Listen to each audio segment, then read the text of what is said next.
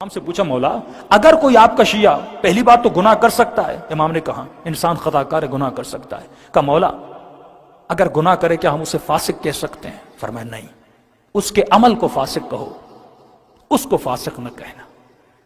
فاسق العمل ہے پر طیب الروح ہے، ہمارا چاہنے والا عمل کا تو فاسق ہو سکتا ہے لیکن اس کی روح کیا ہے؟ پاک ہے۔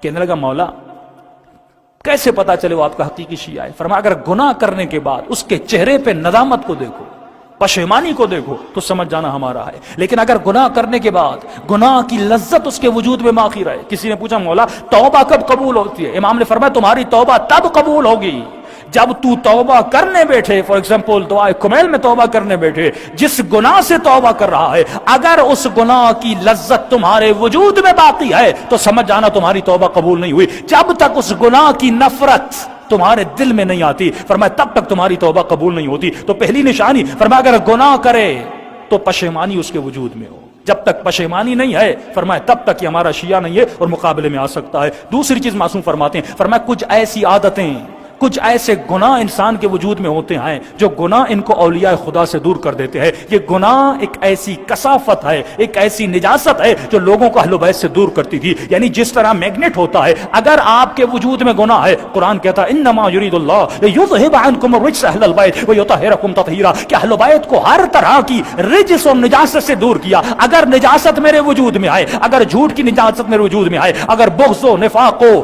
حجب و حیا و اپنا ریاست کی طلبی کی نجاست میرے وجود میں ہے تو فرمائے کبھی بھی تو اہل بیت کے قریب نہیں جا سکتا، کیونکہ جب تک نجاستوں کو دور نہیں کرتا تب تک اہل بیت کے قریب نہیں جاتا، جب تک اپنے وجود میں طہارت کو نہیں لاتا تب تک اہل بیت کے قریب نہیں جا سکتا۔ موسم پہ پہلی نشانی فرماتے اگر گناہ کرے تو گناہ سے توبہ کرے۔ دوسری نشانی فرماتے ہیں کچھ ایسے گناہ ہیں جن کی توبہ تو ہو سکتی ہے لیکن ایک ایسا گناہ ہے اگر انسان کے وجود میں ہو انسان اہل بیت کا دشمن بن جاتا ہے۔ مولا یہ کون سا گناہ ہے؟ فرمایا یہ گناہ لقمہ حرام کا گناہ ہے۔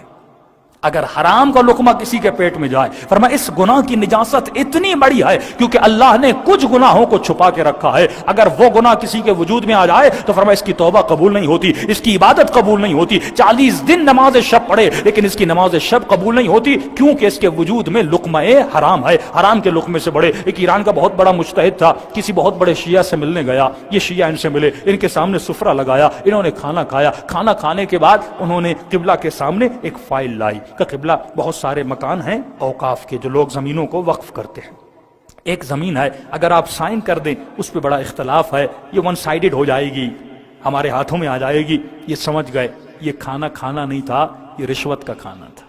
کھانا اس لیے کھلایا تھا تاکہ فارسی میں کہتے ہیں تھوڑی بہت چربی بڑھائی جائے تاکہ مولانا سائن کر دیں۔ ہاں تو انہوں نے فوراً غصے میں اٹھ کے کھڑے ہو گئے کہ تم میں خوف خدا نہیں ہے، میں نے اتنے سال اپنے پیٹ کو حرام کے لقمے سے بچایا، آج تم نے رشوت کا مال میرے پیٹ میں ڈال دیا۔ پہلے علماء سود کا نام سنتے تھے، پہلے ربا کا نام سنتے تھے تو مومن کے پاؤں کھڑے ہو جاتے تھے، رونگٹے کھڑے ہو جاتے تھے، لیکن آج کتنی آسانی سے لوگ سود کھا رہے ہیں، آج کتنی آسانی سے لوگ حرام کھا رہے ہیں اور ذرہ برابر پرواہ نہیں ہے۔ کیوں؟ کیونکہ ملئت بطونکم من الحرام، جب شکم میں لقمہ حرام چلا جاتا ہے معصوم فرماتا ہے اس کے اوپر کسی چیز کا اثر نہیں ہوتا، فوراً یہ مجتہد وقت اس جگہ سے نکلے۔ ان کے شاگرد کہتے ہیں یہ حوض کے کنارے گئے، اپنی انگلیوں کو اپنے منہ میں اتنا مارا کہ ان کا پورا پیٹ خالی ہو گیا، منہ سے آنسو بہ رہے تھے اور کہہ رہے تھے پروردگارا کبھی مجھے اپنی عبادت کی لذت سے محروم نہ کرنا، یہ لقمہ حرام میں نے اپنی مرضی سے نہیں کھایا، اس ملعون نے مجھے لقمہ حرام کھلایا تھا۔ یعنی اتنی پرواہ تھی لقمہ حرام کی۔ معصوم فرمات اس لقمے سے بچنا جس کا مال پاک نہیں ہے، ہمارے مال کو پاک کرنے کے لیے کہا خمس دو، ہمارے مال کو پاک کرنے کے لیے کہا ایسی جاب کو اختیار کرنا، ایسے پیسے کو اپنے گھر میں لانا، ایسی غذا کو اپنے سفرے پہ لانا کہ جب یہ تمہارے بچے اس غذا کو کھائیں، کتنے سال زندگی میں رہو گے لیکن اگر دنیا سے چلے جاؤ گے، اگر حلال کا مال اپنے بچوں کو سفرے پہ نہیں رکھا، کل مر جاؤ گے